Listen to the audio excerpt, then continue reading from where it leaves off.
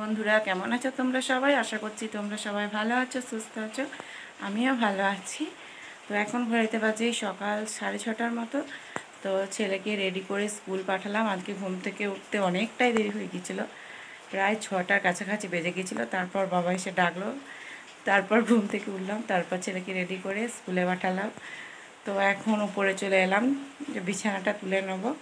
তো সকালে থাইরয়েডের ওষুধ ছিল, ওষুধটা খেয়ে চলে এলাম উপরে বিছানাটা তুলে নেবার। বিছানাটার অবস্থাটা একবার দেখো তোমরা। দিন ধরে মশারি টাঙাইনি গো, এত গরম লাগছিল। তো কালকে ঠান্ডা ঠান্ডা করছিল, তার জন্য মশারিটা টাঙিয়েছিলাম। আর এদিকে বিছানা দেখো কি অবস্থা, একদম ঘেটে হয়ে গেছে।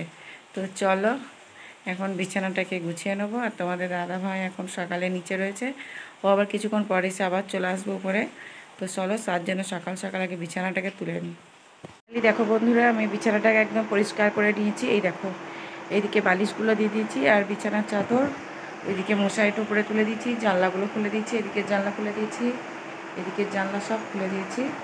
আর তোমরা হয়তো অনেকেই দেখে বলতে পারো যে বিছানার চাদরটা এত মানে পুরনো পুরনো কেন, কি অপরিষ্কার। এটা কিন্তু পুরনো নয়, রঙটাই এরকম। আর দুবার কাচার পর রঙটা একটু চলে গেছে, কিন্তু বিছানার চাদরটা একদম পুরো নতুন। তো দেখো এখনও তোমাদের দাদাভাই আসেনি, ওই জন্য বিছানাটাকে তুলে নিলাম। সকাল থেকে বৃষ্টি শুরু হয়েছে আজকে। এই দেখো কি পরিমাণে বৃষ্টি হচ্ছে, দেখো প্রচুর বৃষ্টি পড়ছে, প্রচুর।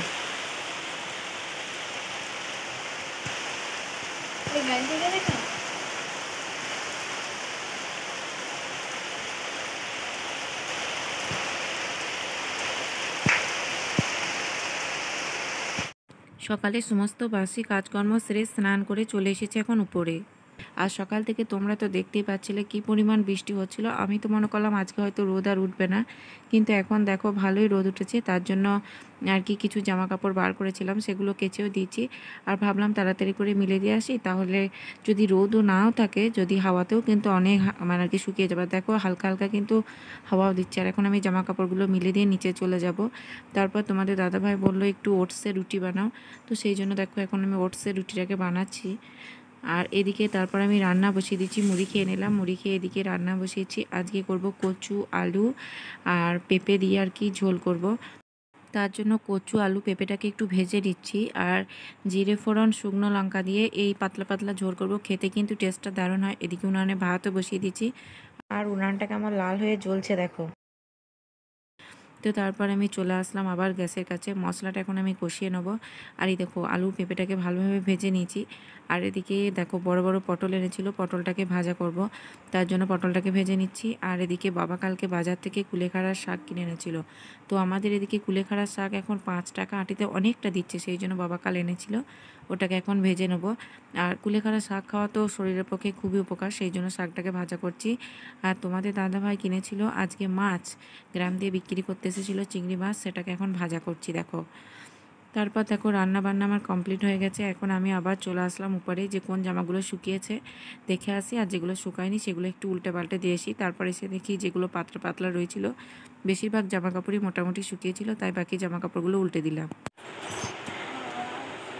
দেখো বন্ধুরা, এখন ঘড়িতে বাজে সন্ধ্যে 7টার মতো। আর এই দেখো বাইরে অন্ধকার একদম পুরো।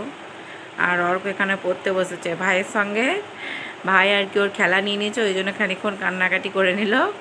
এতক্ষণ খুব কান্নাকাটি করছিল, একদম চোখের জল বেরিয়ে গিয়েছিলো। তো এখন পড়তে বসেছে। দেখো এখন অবা লিখতে দিয়েছি। হাতের লেখাটা আর কি ওর খুব একটা ভালো নয়, মানে খুব একটা হচ্ছে কিন্তু খুব একটা ভালো হচ্ছে না। আসলে এখন তো ধরো মানে আর কি ছোটো থেকেই আর কি পড়াশোনার এত চাপ, তো সেই জন্য সব কিছুই মোটামুটি শিখেছে, কিন্তু লেখাটা লিখতে পারে, কিন্তু লেখাটা অতটা ভালো হয়নি দেখো। ওই জন্য অওয়াগুলো, এটা নয়, এটা কিন্তু দিদি লিখেছে, আর এটা ওই অওয়াগুলো লিখছে। তো সেই জন্য ওকে এখন লিখতে দিয়েছি। তো চলো একটু লেখো দেখি।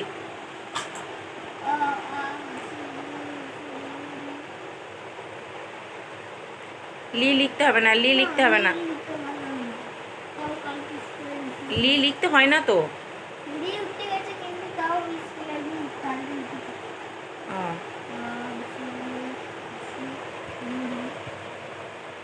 ভালো করে করে লিখবে।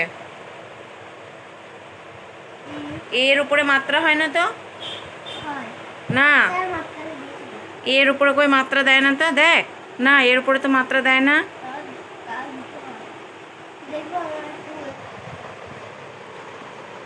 ও যখন লিখতে লাগে ওর ছবি আঁকার প্রতি নেশা বিশাল, কিন্তু ছবিটা খুব একটা এখন ভালো আঁকতে শেখে না। ভাবছি ছবির একটা মাস্টার দেবো।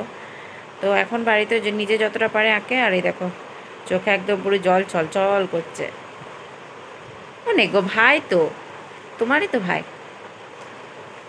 আর এই দেখো আমার ননদের মেয়ের হাতের লেখা দেখো কত সুন্দর, দেখো 3তে পড়ে, কত সুন্দর হাতের লেখাটা একবার দেখো। দুর্গাপুজোর রচনা রেখেছে কত সুন্দর, দেখো দারুণ সুন্দর লিখতে পারে, লেখাটা খুব সুন্দর। আর ছবিটা দেখো কত সুন্দর রেখেছে, 3তে পড়ে। ওর কিন্তু ছবি আঁকার কোনো মাস্টার নেই, তাও দেখো কত সুন্দর রেখেছে। ওগুলো কি করবে?